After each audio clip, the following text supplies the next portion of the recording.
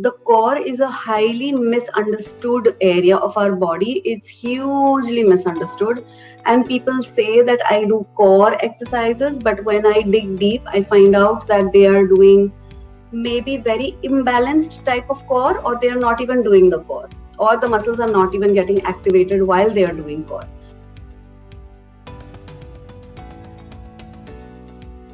I'm Dr. Rajni Patil. I'm a spine and sports physio. I have about 19 years of experience, and my clinic is in Shivaji Park. What exactly is the core? Your core makes up of 35 muscles in the body. Some sources say 28, some sources say 35, like textbooks. But round figure, we can say 35 muscles of the body, all in the midsection of the body, is made up of core. Okay. Now, if you remember old movies, European movies, where women used to wear a corset, you remember the tight things that they used to tie around the waist. So it used to be like a belt that you wear from here to here. So that corset, wherever the area that is covered with the corset, that is your core. So yes, it's not just the front, it's the side, it's the back, all the way down to your butt. Okay, that whole area is your core.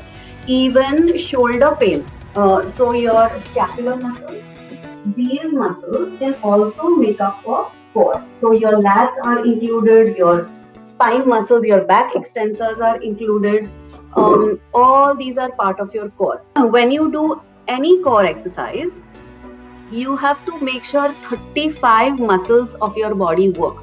All those 35 muscles, maybe not all together, but you have to make sure that at least with some isolated exercise, you're hitting all of those. If you are doing only say 5 muscles out of the 35, then you are causing an imbalance, causing an injury to get worse. So what does your core do? What is the function of your core? What is the function of all these muscles of your body? When the front muscles and the back muscles work together, and when both the sides equally work together, it means that it makes the basis of it makes the gravity, the center of gravity, very strong in your body. So then imagine if this area of your body is nice and stable and solid, whatever you do with your upper body, your shoulder, your neck, your head, your legs, your feet, whatever do you do with both sides, the top part and the bottom part, everything functions well. It's when the core is disengaged. By disengaged, I mean that the core doesn't really know how to engage and function well, or if you have created a muscular imbalance by doing one kind of exercise, then you end up with one side getting injured, like shoulder pain. There are so many people with shoulder pain. Of course, we have to treat the shoulder, but we also look at what aspect of the abdomen, what part of the lower back is weak, and when we fix that, the shoulder pain also goes away.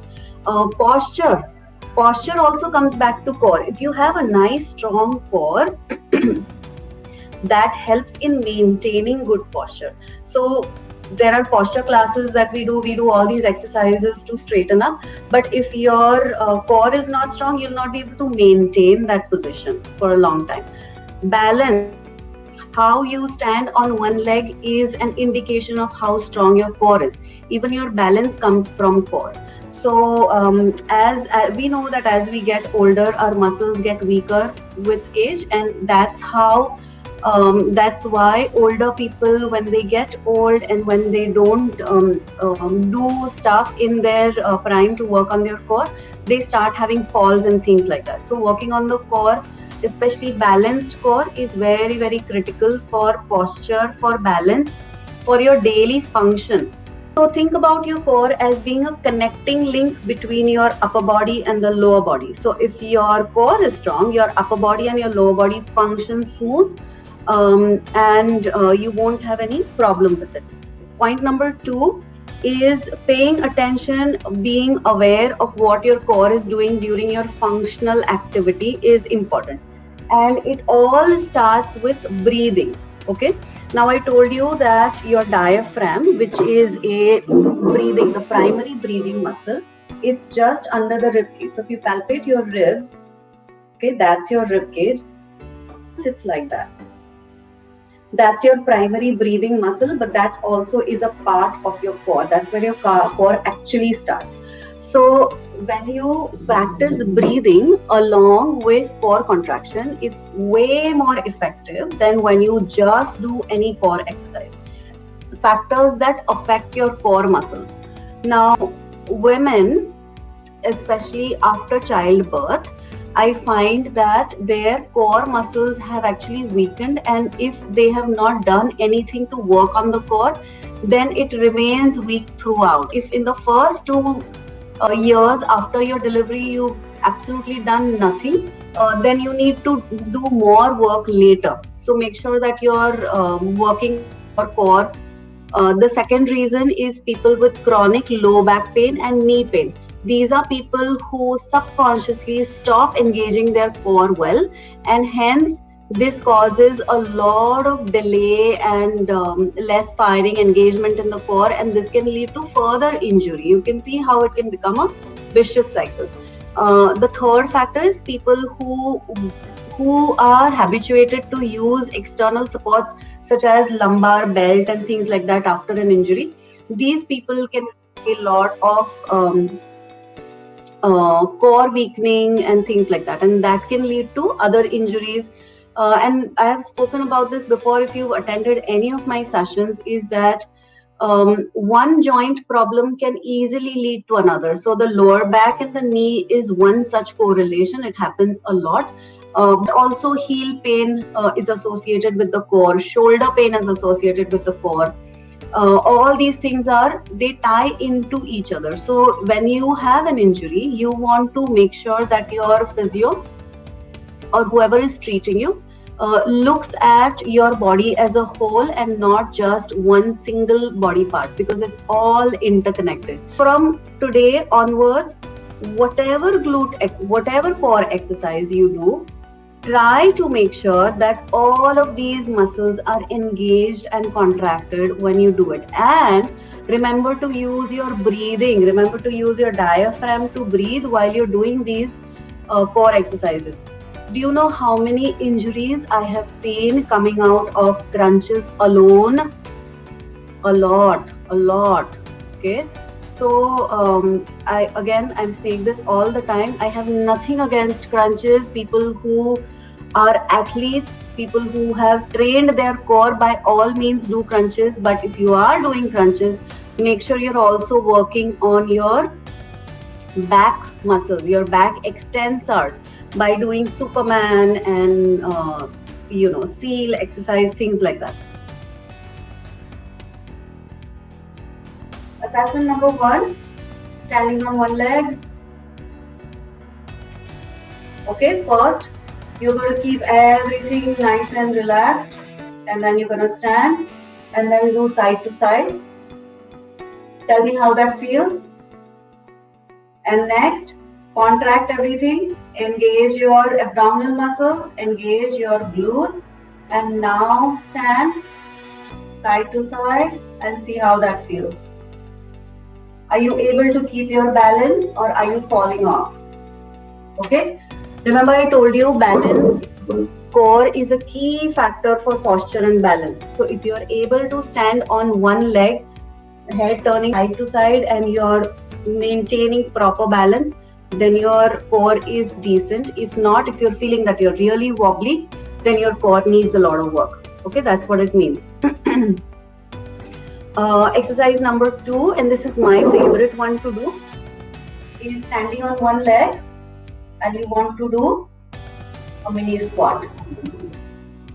Okay, when you do this, there are 3-4 things that we are looking for. One is, does my hip stay even, or do I get a little bit of a drop here when I do this? Or the second thing, does my foot collapse in, or does my knee do that? So you may need to do this in front of a full-length mirror, or have somebody supervise you when you do this. This is a very good quantitative test, and almost Everybody who walks into the clinic, I have them do this test because it gives me just at a glance that how strong the core is. Okay, so do these couple of tests and see where you stand, how strong your core is, and whether it needs more work or not. Let's do the lying down test. There are a couple of tests that I want you to do. First is a single leg bridge. So, remember I told you about contraction, activation. Activate, lift. Now, keeping your hands here, I want you to raise one leg, hold it there. See how many seconds you are able to hold without your hip tilting too much. Do this one and come back. Okay, so do this test and tell me. One is pay attention to if your hips are really wobbly. The second part, see how long you're able to hold that leg straight, how many seconds you're able to do. The last one, let's do a side plank. Some of you might know a side plank, some of you don't. So let's do a side plank and then I'll show you how to do it. And then you tell me how many seconds you're able to hold it.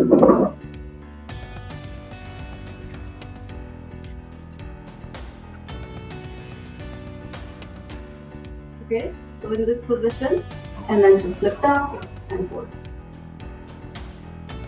Right? I want you to do this on both sides and see how many seconds you're able to hold in that form. So again, with a side plank, about 60 seconds is what you want to do. All this comes with practice. The more activation you do, the more isolated contractions you do, your core exercises, the quality of it gets so much better.